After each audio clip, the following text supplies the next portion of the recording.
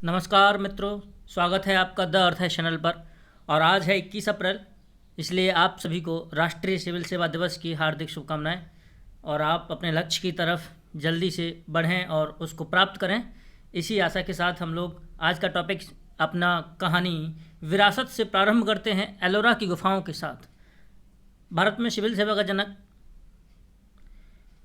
Lord Cornwallis को माना जाता है, तो ये सवाल कभी कभी एग्जाम में पूछ लिया जाता है, इस बात को आप ध्यान रखें। तो चलिए हम स्टार्ट करते हैं अपना एपिसोड कहानी विरासत से। कहानी विरासत से में हम अपना पहला लेक्चर कवर कर चुके हैं और पहले लेक्चर में हम लोगों ने देखा था आगरा का किला। इस कहानी विरासत से सीरीज़ में उन टॉपिक्स पर लेक्चर किया जा रहा है जिनको यूनेस्को की वर्ल्ड हेरिटेज साइट की लिस्ट में शामिल किया गया है। भारत के ऐसे 38 स्थल शामिल हैं। तो एक हम डिस्कस कर चुके हैं 1983 में, 1983 में आगरा के किले को यूनेस्को की वर्ल्ड हेरिटेज साइट में शामिल किया गया था। एलोरा की गुफाओं को भी उसी वर्ष शामिल किया गया। यानी हम जो पहला लेक्चर कवर किए थे वो आगरा के किला पर था, दूसरा जो लेक्चर है वो एलोरा की गुफाओं पर आधारित है, जिन्हें 1983 में यूनेस्को की वर्ल्ड हेरिटेज साइट लिस्ट में शामिल किया गया था। अब सवाल ये उठता है कि आखिर एलोरा की गुफाएं हैं कहाँ, क्योंकि सबसे पहले हमको किसी भी चीज़ की लोकेशन समझनी चाहिए। सवाल ये है कि आखिर हैं कहाँ। तो चलिए, एलोरा की गुफाएं प्रायद्वीपी भारत में महाराष्ट्र के औरंगाबाद जिले में 4 नंदरी पहाड़ी की बेसाल्ट चट्टानों के कगारों पर बने हुए हैं, जो पश्चिमी घाट पर्वत का ही हिस्सा है। अर्थात 4 नंदरी पहाड़ी जो पश्चिमी घाट पर्वत का हिस्सा है, वहाँ बनी हुई हैं एलोरा की गुफाएं। महाराष्ट्र के औरंगाबाद ज़िले में काफ़ी फेमस हैं एलोरा की गुफाएं। अगर हम अन्य स्थलों के संदर्भ में बात करते हैं तो बात करें तो एलोरा की जो गुफाएं हैं वो अजंता की गुफाओं के 100 किलोमीटर पश्चिम में बैठेंगी। और अजंता की तुलना में एलोरा की गुफाएं नई भी हैं। औरंगाबाद ज़िले में ही अगर हम देखें तो औरंगाबाद ज़िले के हेडक्वार्टर से ये उत्तर पश्चिम दिशा में है एलोरा की गुफाएं, जबकि मुंबई के करीब 300 किलोमीटर नॉर्थ ईस्ट डायरेक्शन में है, उत्तर पूर्व में है। अब सवाल ये उठता है कि इसका नाम एलोरा क्यों पड़ा, कैसे पड़ा नाम एलोरा। प्राचीन अभिलेखों में इस एलोरा को एलापुरा कहा गया है। बाद में यह धीरे धीरे मराठी भाषा में वेरूल के नाम से जाना जाने लगा। फिर इसी भाषांतर के कारण यह एलापुरा से एलोरा हो गया। ठीक है, इन एलोरा की गुफाओं को मराठी भाषा में हम वेरुल लेना बोलते हैं। वेरुल लेना बोलने का कारण यह है, वेरुल तो स्थान का नाम है और लेना मराठी में इसका अर्थ होता है लेना का गुफा। उम्मीद है आपको समझ में आया होगा कि कैसे पड़ा एलोरा का नाम एलोरा। अब सवाल ये उठता है कि यूनेस्को ने इसे वर्ल्ड हेरिटेज साइट लिस्ट में शामिल क्यों किया, शामिल करने का कारण क्या है।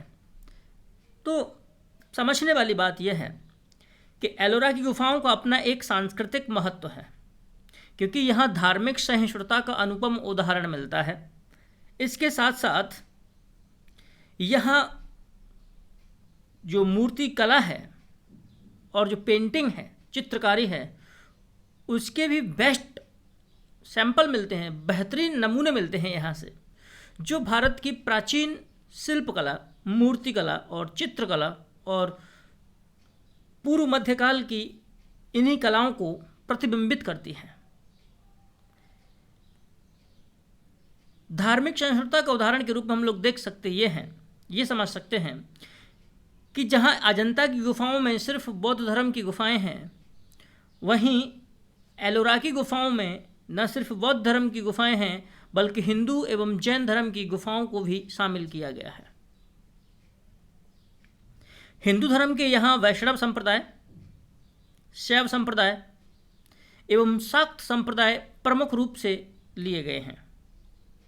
यानी यहाँ पर जो मूर्तियाँ बनाई गई हैं, जो चित्रकारी की गई है, उनमें हिंदू धर्म के वैष्णव संप्रदाय, शैव संप्रदाय और शाक्त संप्रदाय, शाक्त का मतलब शक्ति से, यानी जो देवी की पूजा होती है उसको हम लोग शाक्त संप्रदाय कहते हैं, जबकि यहाँ बौद्ध धर्म में जो विषय लिए गए हैं वो महायान, वज्रयान एवं तंत्रयान को आधार बनाया गया है।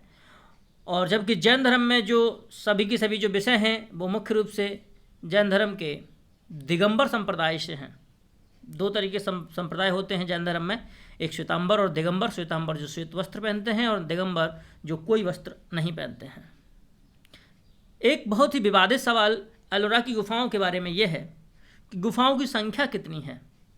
तो गुफाओं की संख्या के बारे में कुछ निश्चित रूप से नहीं कहा जाता है, लेकिन फिर भी हम लोग इतना मानते हैं कि यहाँ पर गुफाओं की संख्या लगभग 100 के आसपास है। लेकिन सिर्फ 34 गुफाएं ही ऐसी हैं जिन्हें पब्लिकली खोला गया है, जो जहाँ हम लोग आ सकते हैं और जा सकते हैं। 34 गुफाएं। और मज़ेदार बात यह है कि गुफा नंबर 1 से लेकर गुफा नंबर 12 तक, यानी ये कुल जो 12 गुफाएं हैं वो बौद्ध धर्म की गुफाएं हैं। और गुफा नंबर 13 से लेकर गुफा नंबर 29 तक सिर्फ हिंदू धर्म की गुफाएं हैं। टोटल संख्या 17 होगी 13 से 29 तक। और गुफा नंबर 30 से लेकर 34 तक जैन धर्म की गुफाएं हैं जो 5 हैं, है ना। एक इंटरेस्टिंग फैक्ट है कि नहीं। 1 से 12 बौद्ध, 13 से 29 तक हिंदू धर्म और 30 से लेकर 34 तक जैन धर्म। ऐसा नहीं है कि बीच में मिक्सिंग की गई हो। और एक और मज़ेदार तथ्य यह है कि ये गुफाएं जिन विशाल चट्टान के आधार पर काटकर बनाए गए हैं उसके सबसे दक्षिणी हिस्से पर बौद्ध धर्म की गुफाएं हैं। फिर उससे ऊपर यानी केंद्र में हिंदू धर्म की गुफाएं हैं और सबसे उत्तरी छोर पर जैन धर्म की गुफाएं हैं। आप लोग इस फिगर में ये देख सकते हैं, यानी एकदम दक्षिणी छोर पर बुद्धिस्ट केव है, सेंट्रल में हिंदू केव्स हैं और जो लेफ्ट है एकदम वहाँ जैनिज्म की केव्स हैं। अब बात करते हैं गुफाओं में है क्या इनमें, आखिर क्यों ये इतनी फेमस क्यों हैं, क्या बनाया गया है इनमें। तो एलोरा की गुफाओं, जो एलोरा की जो गुफाएं हैं, उन एलोरा की गुफाओं में द्रविड़ शैली के विभिन्न मंदिर बनाए गए हैं। मंदिर बनाने की होने को तो कई शैलियाँ हैं, लेकिन 3 शैलियाँ बेहद फेमस हैं। नागर, वेसर एवं द्रविड़। ठीक, जो नागर शैली है वो उत्तर भारत में चलती थी, जो द्रविड़ शैली है वो दक्षिण भारत में चलती थी और जो बेसर है वो मध्य भारत में चलती थी, क्योंकि नागर और द्रविड़ का जो संयुक्त रूप था वो बेसर शैली है। इन 3 शैलियों में मंदिर बनाए गए हैं। तो जो एलोरा की गुफाओं में जो मंदिर हैं वो द्रविड़ शैली के मंदिर हैं। और मंदिरों के अलावा यहाँ बौद्ध धर्म के चैत्य एवं विहार का निर्माण किया गया है। चैत्य वो स्थान होते हैं जहाँ पूजा की जाती है, यानी कि बौद्ध धर्म के पूजा घर चैत्य कहलाते हैं। जबकि रुकने की जो स्थान होते हैं, जैसे हिंदू धर्म में धर्मशाला होती हैं ठहरने के स्थान, ठीक उसी प्रकार बौद्ध धर्म में रुकने के स्थान, निवास करने के स्थानों को विहार कहा जाता है। यानी चैत्य पूजा स्थल, विहार ठहरने का स्थान। और यहाँ जैन तीर्थंकरों की मूर्तियों का भी निर्माण किया गया है। और सबसे बड़ी बात यह है कि यहाँ जो चित्रकारी की गई है वो चित्रकारी सिर्फ 5 गुफाओं में ही मिलती है। यानी 34 गुफाओं में से 5 गुफाओं में चित्रकारी मिलती है। और चित्रकारी में भी गुजरात शैली की झलक ज़्यादा है। मंदिर शैली, जैसे मैंने बताया कि मंदिर शैली में हम लोगों ने देखा कि अधिकांश मंदिर द्रविड़ शैली के बने हुए हैं, लेकिन इन द्रविड़ शैली में भी चालुक्य काल की और पल्लव काल की शैली का राष्ट्रकूट शैली के साथ कॉम्बिनेशन किया गया है। यानी द्रविड़ शैली की ही पार्ट है। कौन कौन सी? चालुक्य, पल्लव और राष्ट्रकूट। इन तीनों शैलियों का प्रभाव दिखता है इन एलोरा की गुफाओं में। तो एलोरा की गुफाओं में क्या है? विभिन्न मंदिर हैं जो द्रविड़ शैली में निर्मित हैं। बौद्ध धर्म के चैत्य एवं विहार का निर्माण करवाया गया है और जैन तीर्थंकरों की मूर्तियों को उकेरा गया है। चित्रकारी की गई है। चित्रकारी विशेषकर गुजरात शैली की है, लेकिन सिर्फ 5 गुफाओं में। अब सवाल ये पैदा होता है कि इन गुफाओं को बनवाया किसने? तो गुफाएं इतनी लंबी चौड़ी काफ़ी एरिया में फैली हुई हैं। उनका निर्माण माना जाता है, कुछ लोग मानते हैं 350वीं शताब्दी से लेकर के 11वीं शताब्दी तक। कुछ लोग 400 से मानते हैं, कुछ लोग 500 से मानते हैं। 400 और 5 के बीच में लोगों का मत ज़्यादा है, इसलिए इसका निर्माण काल 5वीं शताब्दी से लेकर 11वीं शताब्दी तक माना जाता है। अब इतने लंबे समय काल तक अगर इनका निर्माण चलता रहा तो लाजमी सी बात यह है कि ये गुफाएं किसी एक राजघराने की देन तो नहीं हो सकती। हाँ, ये गुफाएं किसी एक राजघराने की देन नहीं हैं, बल्कि कई राजवंशों ने इनमें योगदान दिया है। अपनी तरफ से जितना हो सकता था उन्होंने उतना योगदान दिया है। इन गुफाओं में सबसे पहले कलचुरी वंश का योगदान है, उसके बाद चालुक्य ने भी अपनी भूमिका निभाई, लेकिन सर्वाधिक योगदान राष्ट्रकूट वंश के शासकों ने दिया और फिर उसके बाद यादव वंश ने भी अपना योगदान दिया। इस प्रकार हमने देखा कि सभी एलोरा की गुफाएं, चित्रकारी व मंदिर निर्माण की कला, इन सब का विकास हिंदू राजवंशों के दौरान ही हुआ और इसीलिए इन एलोरा की गुफाओं में यहाँ पर सर्वाधिक मंदिर या सर्वाधिक गुफाएं हिंदू धर्म से संबंधित हैं। एक मज़ेदार बात यह भी है कि यहाँ पर शैव संप्रदाय से संबंधित विषय ज़्यादा हैं, यानी अधिकांश जो मंदिर हैं उनमें भगवान शिव से संबंधित कथाओं का वर्णन ज़्यादा किया गया है। ऐसा इसलिए है क्योंकि कलचुरी वंश और राष्ट्रकूट वंश के जो शासक थे उनमें से अधिकांशतः शैव धर्म के मतानुयायी थे, यानी वो शैव सेक्ट को फॉलो करते थे। अगर हम बात करें कि किस वंश ने किस क्षेत्र के मंदिरों का निर्माण करवाया तो समझते हैं क्या कि कलचुरी वंश ने यहाँ शिव मंदिरों का निर्माण ज़्यादा करवाया, जबकि चालुक्य वंश ने यहाँ बुद्ध विहारों का निर्माण करवाया। वहीं राष्ट्रकूट राजाओं ने यहाँ हिंदू तथा बौद्ध धर्म से संबंधित कार्य करवाए, जबकि यादव वंश ने स्पेशली जैन धर्म की गुफाओं का निर्माण करवाया। यानी कलचुरी ने शिव मंदिरों का निर्माण करवाया, चालुक्यों ने बुद्ध विहारों का, राष्ट्रकूट ने हिंदू और बौद्ध धर्म दोनों से संबंधित, जबकि यादव वंश ने जैन धर्म की गुफाओं का निर्माण करवाया था। इससे एक बात उभर के आती है और वो ये है कि इन गुफाओं में सबसे प्राचीन गुफा हिंदू धर्म की गुफाएं हैं। क्यों? क्योंकि सबसे पहला निर्माण कलचुरी वंश से शुरू हुआ और कलचुरी वंश ने शैव धर्म से संबंधित गुफाओं का निर्माण करवाया। इसलिए बात उभर के सामने क्या आई? बात उभर के सामने ये आई कि इन गुफाओं में सबसे प्राचीन गुफाएं हिंदू धर्म की गुफाएं हैं, जबकि दूसरे नंबर पर बौद्ध धर्म का गुफाओं का स्थान आता है और सबसे अंतिम लेकिन नवीन, सबसे सर्वाधिक नवीन गुफाएं हैं एलोरा की गुफाओं में जो वो जैन संप्रदाय की हैं। अब सवाल ये पैदा होता है कि बनवाने के लिए इन गुफाओं को पैसा कहाँ से आया था? तो बनवाने के लिए पैसा एक व्यक्ति से तो कम से कम नहीं मिला होगा, और जिस काल में इन गुफाओं का निर्माण करवाया था उस काल में और जिस स्थान पर ये थीं ये गुफाएं, मध्य भारत में, विशेषकर प्रायद्वीप भारत में बोल सकते हैं, मध्य में तो नहीं बोलेंगे क्योंकि नर्मदा की घाटी के दक्षिण में हैं। इसलिए जिस स्थान पर ये गुफाएं थीं वहाँ कोई बहुत बड़ा राजवंश तो था नहीं उस दौरान, सब छोटे छोटे राजवंश थे। तो किसी एक राजवंश ने तो इसमें सारा धन नहीं लगाया होगा, और सारे इतने लंबे समय के दौरान जब एक राजवंश के समय में इनका निर्माण ही नहीं हुआ तो एक राजवंश धन कैसे लगा सकता है ना? विभिन्न राजवंशों ने अपार धन लगाया। राजवंशों के साथ साथ व्यापारियों ने भी, और इन क्षेत्रों में रहने वाले जो धनी व्यक्ति थे उन्होंने भी अपना अपना योगदान दिया। राष्ट्रकूट वंश के राजा कृष्ण प्रथम ने गुफा नंबर 16 में विश्व का महान कैलाश मंदिर बनवाया, जो एक ही पत्थर को काट करके बनाया गया है। आगे के समय में जस्ट अभी हम देखने वाले हैं कैलाश मंदिर के बारे में कुछ रहस्यमयी बातें और मज़ेदार भी।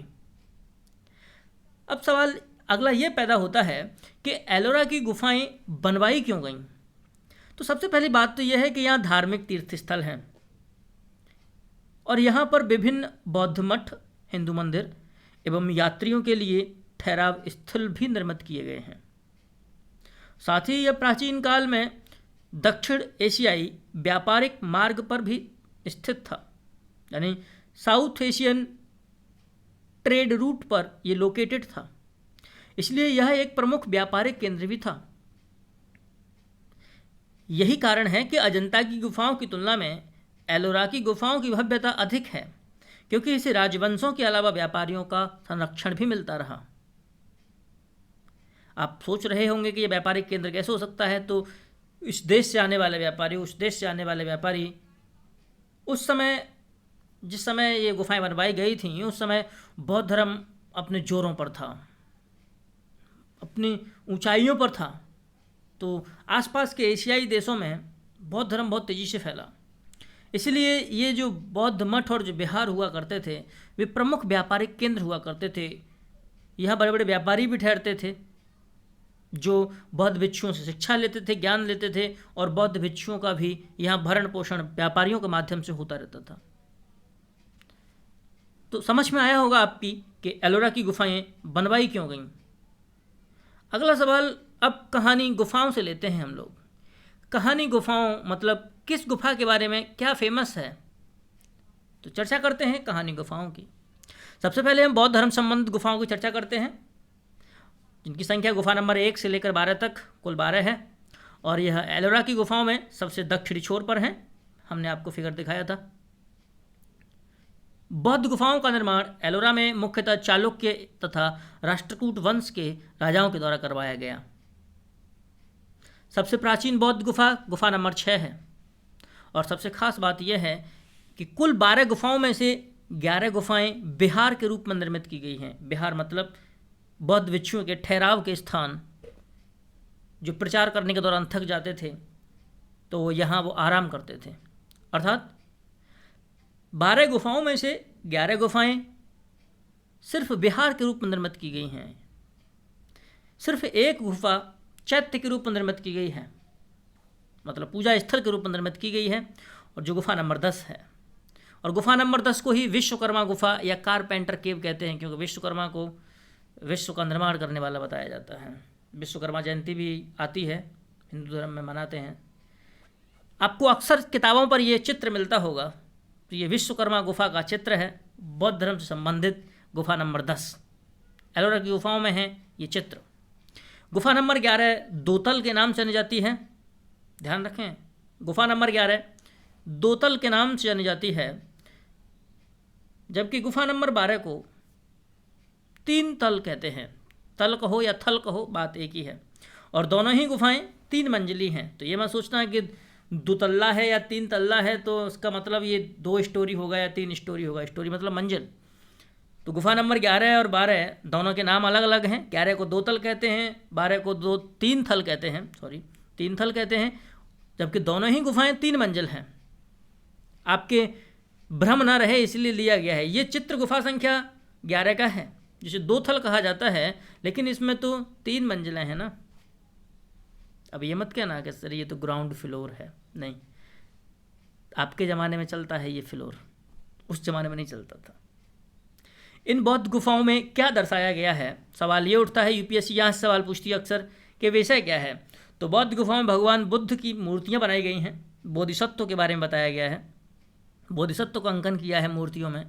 महायान, वज्रयान एवं तंत्रयान से संबंधित निर्माण कार्य भी इन बौद्ध गुफाओं में हुआ है।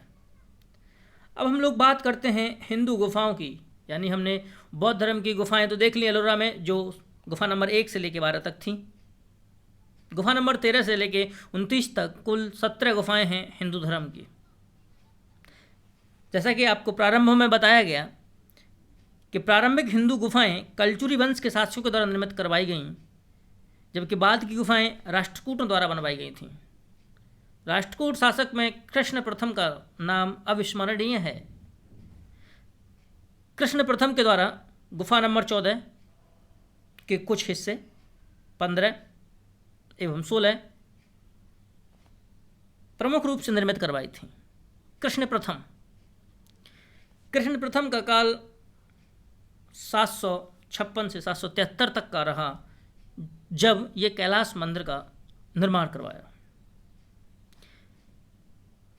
यानी कुल 17 हिंदू गुफाओं में से प्रारंभिक गुफाएं कलचुरी वंश की थीं, जबकि बाद की गुफाएं राष्ट्रकूट वंश की थीं। और राष्ट्रकूटों में कृष्ण प्रथम का नाम भूलना नहीं है आप लोगों को। सबसे पहले इन गुफाओं में गुफा नंबर, यानी अगर सभी गुफाओं की बात करें, एलोरा की समस्त गुफाओं की बात करें, तो सबसे पहले यहाँ जो खुदाई की गई थी या जिस गुफा का पता चला था वो गुफा नंबर 29 थी। सभी गुफाओं में सबसे पहले इसी गुफा को खोजा गया था, जो धुमार लेणा के नाम से जानी जाती है। लेणा का मतलब मराठी में गुफा होता है। यानी गुफा नंबर 29 ना सिर्फ हिंदू धर्म की सबसे पुरानी गुफा है एलोरा में, बल्कि एलोरा में 34 गुफाएं हैं। इन सभी गुफाओं में सबसे प्राचीन समझी जाती है गुफा नंबर 29, और सबसे पहले खोजी भी गई। गुफा नंबर 22 को नीलकंठ मंदिर कहा जाता है या नीलकंठ लेणा कहा जाता है, और गुफा नंबर 21 को रामेश्वर मंदिर कहा जाता है, जिसमें माता पार्वती को भगवान शिव की अर्चना करते हुए दिखाया गया है। साथ ही शक्ति संप्रदाय से संबंधित देवियों की मूर्ति भी इस रामेश्वर मंदिर में दिखाई देती हैं। उदाहरण के लिए आप देख सकते हैं कि मंदिर के द्वार पर गंगा और यमुना की धाराओं को दर्शाया गया है रामेश्वर मंदिर के। अब बात करते हैं हम लोग गुफा नंबर 16 कैलाश मंदिर। एग्जाम की दृष्टि से बहुत ही महत्वपूर्ण, रहस्यमयी भी, मज़ेदार भी।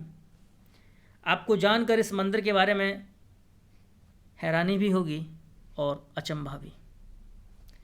यदि आप ठीक से फिगर देख पा रहे हैं तो अब देखिए, आप ऊपर से देखेंगे कि ये ऊपर से अंदर की ओर गया है। अगर आप ये सोच रहे हैं तो सही सोच रहे हैं। ये सिर्फ एक ही पत्थर था, और इस एक पत्थर को आप सोचेंगे इतना बड़ा पत्थर आ कहाँ से गया सर?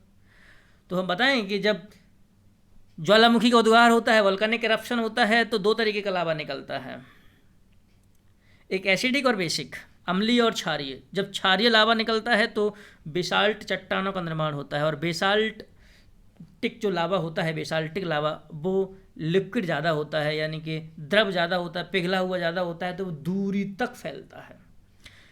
इसलिए काफ़ी व्यापक क्षेत्र में एक ही शिला का निर्माण हो जाता है। तो बिल्कुल यहाँ क्रेटेशियस काल में ज्वालामुखीयता हुई थी, और उन्हीं से बेसाल्टिक चट्टानों का निर्माण हुआ, और उन्हीं बेसाल्टिक चट्टानों में से एक प्रमुख चट्टान को ऊपर से नीचे काट कर बनाया गया है ये कैलाश मंदिर ना। कितना अजीब सी बात है, सोचने वाली बात है कि एक इतनी बड़ी चट्टान को काट करके बनाया गया है ये मंदिर।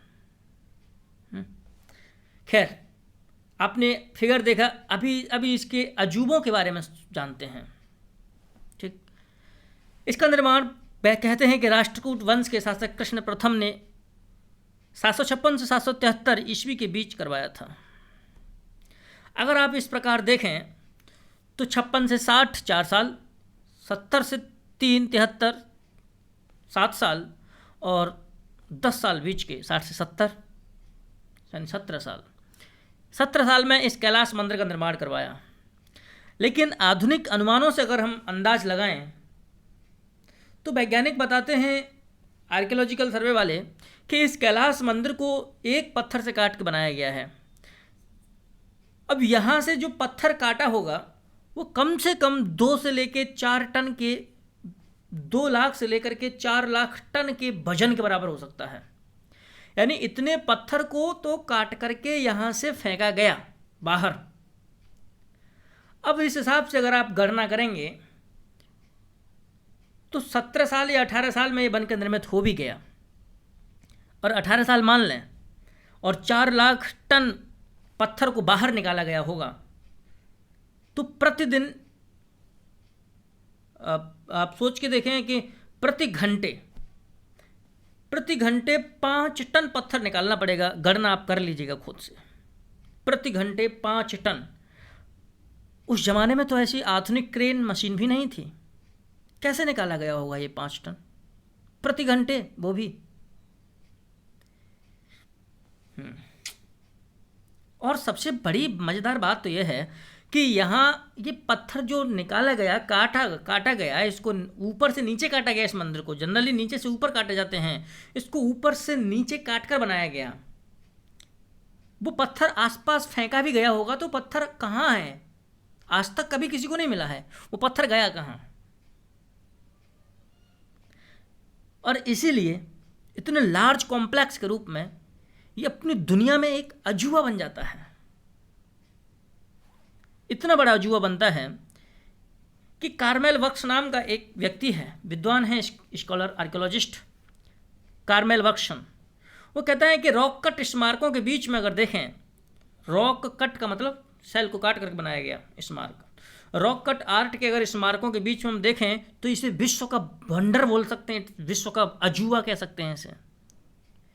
यानी शैलकृत स्थापत्य स्मारकों में या रॉक कट आर्ट स्मारकों में यह एक वंडर है। वंडर मतलब अजूबा है विश्व का। कहाँ गया? कुछ लोग बताते हैं कि ये किस टेक्निक से बनाया गया होगा, कुछ कहते हैं कि ये एलियन टेक्निक ने बनाया, नहीं तो मनुष्य के द्वारा संभव ही नहीं है। और कई अभिलेखों में तो ऐसा बताया गया है कि इस कैलाश मंदिर के बारे में कहा जाता है कि कैलाश मंदिर इतना भव्य था, इतना सुंदर है कि यहाँ को आने के लिए देवता भी तरसते थे। अब बनाया किसने, इस बात पर आज भी पक्के तौर पर कुछ नहीं कहा जा सकता। जैसा हमने बताया कि इसकी मुख्य विशेषता यह है कि सिर्फ एक ही पत्थर को ऊपर से नीचे काट कर बनाया गया है। कैलाश मंदिर है और भगवान शिव को समर्पित है, सिंपल सी बात है, क्योंकि कैलाश हिमालय पर्वत पर है और कैलाश भगवान शिव का निवास स्थल था, है भी, था नहीं। साथ ही यहाँ गंगा, यमुना, सरस्वती तथा विष्णु के 10 अवतार भी दर्शाए गए हैं कैलाश मंदिर में भी। हालांकि गुफा नंबर 15 स्वयं दशावतार मंदिर पर आधारित है, लेकिन हम तो अभी गुफा नंबर 16 की बात कर रहे हैं, भूल तो नहीं गए आप लोग। देखो गुफा नंबर 16 है, कैलाश मंदिर लिखा हुआ है। इस कैलाश मंदिर में इन सब चीज़ों के अलावा अर्धनारीश्वर की मूर्ति भी है, मतलब भगवान शिव और पार्वती की आदि आदि मूर्तियां हैं। और हर की मूर्ति भी है। हर माने होता है शिव और हर माने होता है विष्णु, इसीलिए हर मतलब शिव और विष्णु कि दोनों की आधी आधी मूर्तियाँ एक साथ लगाई गई हैं। और कृष्ण की बचपन की लीलाओं का यहाँ वर्णन किया गया है। अगर हम इस मुख्य मंदिर की बात करें तो मुख्य मंदिर की उत्तरी दीवार पर महाभारत की कथाएं तो दक्षिणी दीवार पर रामायण की कथाओं का उल्लेख किया गया है। और ऐसा माना जाता है, जैसे बताया, 4 लाख से 2 लाख टन पत्थरों के बीच में काट करके हटाया गया होगा इस पत्थरों को। और अगर साइज में देखें तो एथेंस में एक प्राचीन मंदिर है जिसका नाम है पार्थिनोन, हिंदी में पासीडॉन बोलते हैं उसे, पासीडॉन, जबकि इंग्लिश में पार्थिनोन। इस पार्थिनोन मंदिर से लगभग 2 गुना बड़ा है। ठीक है, जैसे बताया कि वक्सेन के अनुसार यह रॉक कट आर्ट के मॉन्यूमेंट्स में ये वंडर है, विश्व का अजूबा है। गुफा नंबर 15 में दशावतार मंदिर बताया गया है। जैसा आप देख रहे हैं ये दशावतार मंदिर की ही तस्वीर है। आप आसपास देखेंगे तो ये भगवान विष्णु के 10 अवतार हैं इधर उधर। 10 अवतार कौन से हैं, इसके लिए आप अपने माता पिता ज़रूर पूछिए, नहीं तो आप स्वयं इतने सक्षम हैं कि जान सकते हैं 10 अवतार कौन से हैं। 10 अवतार में 10 के 10 अवतार दिखाए गए हैं। जबकि गुफा नंबर 14 को रावण की खाई के नाम से जाना जाता है। रावण की खाई, रावण को भले ही बुराई का प्रतीक माना जाता है, लेकिन हिंदू धर्म से संबंधित अगर चर्चा होती है तो रावण का नाम जरूर आता है। क्यों? क्योंकि सत्य का मूल्य तभी तक है जब तक असत्य है। कहने का तात्पर्य यह है कि यदि अंधेरा है तो लोग प्रकाश का मूल्य समझते हैं, वैल्यू समझते हैं।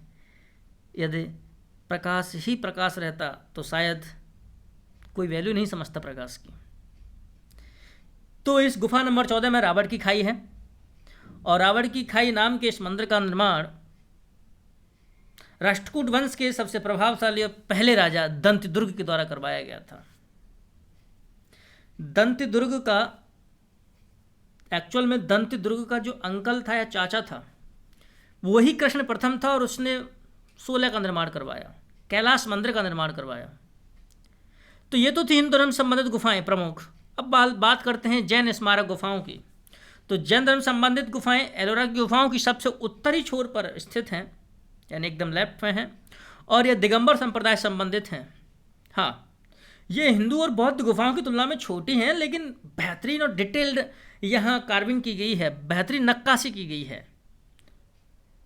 और जैन गुफाओं में 30 से लेकर 34 नंबर तक गुफाओं को शामिल किया जाता है, और जिनकी संख्या कुल 5 है। अब ये मत सोचना सर 30 से 34 तक तो 4 ही होते हैं, नहीं, 30 अलग हुआ, 31 अलग, 32, 33, 34, 5 हो गए ना, गिनती आती है, ठीक है।